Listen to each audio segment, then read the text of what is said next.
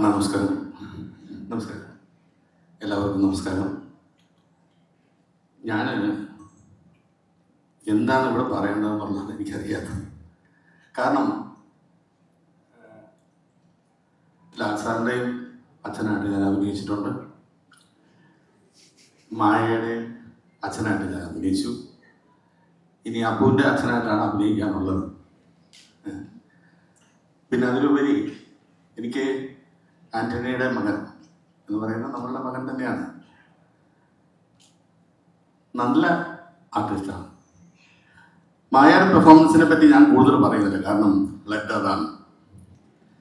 അത് കുറവുണ്ടെങ്കിൽ മാത്രമേ നമുക്ക് വിഷമിക്കേണ്ട ആവശ്യമുള്ളൂ. വളരെ തന്മയത്വത്തോട് ഞാൻ അഭിനയിച്ചിട്ടുണ്ട്.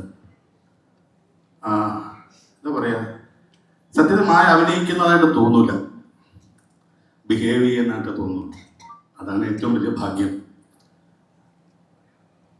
എന്താ പറയുന്നത്, എല്ലാ ആശംസകളും നേരെയാണ്. 7-ാം തീയതി തിയേറ്ററിലെത്തുമ്പോൾ ഒരു വൻ വിജയമാവട്ടെ തുടക്കം എന്ന് ആത്മാർത്ഥമായി പ്രാർത്ഥിക്കുന്നു.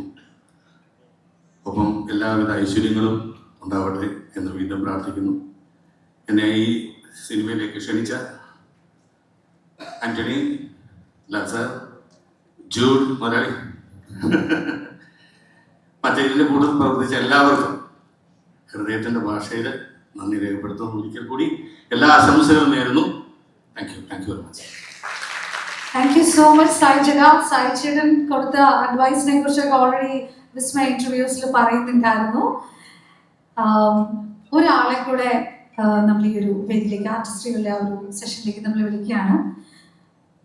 അതുവരെ വളരെ സൈലന്റ് ആയിട്ട് പോയ ഒരാള്, നമ്മൾ ഡബിങ് ആർട്ടിസ്റ്റ് എന്നൊക്കെയാണ് ആളെ കേട്ടിട്ടുള്ളത്, അതുവരെ ഭയങ്കര സൈലന്റ് ആയിട്ട് പോയിട്ട് DSR ഒരു